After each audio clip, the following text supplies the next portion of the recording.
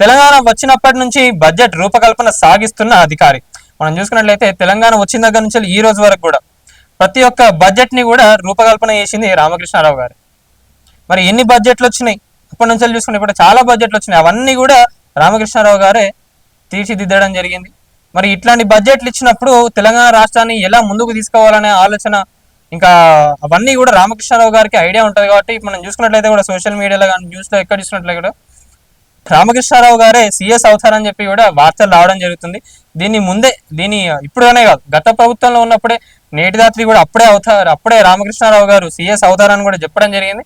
కానీ కొన్ని కారణాల వల్ల శాంతి కుమారి గారికి సీఎస్ పదవి ఇవ్వడం జరిగింది. మరి ఇప్పుడు శాంతి కుమారి గారు రిటైర్ కాబోతున్నారు. ఇప్పుడు ఆ పదవి కనుక రామకృష్ణారావుకి వస్తే తెలంగాణ రాష్ట్రాన్ని ఒక గాడిలో ఎట్లా పెట్టాలనో ఏందనేది రామకృష్ణారావు గారికి పూర్తి అవగాహన ఉంటుంది. కాబట్టి రామకృష్ణారావు గారి పేరు తెర మీదకు వచ్చింది.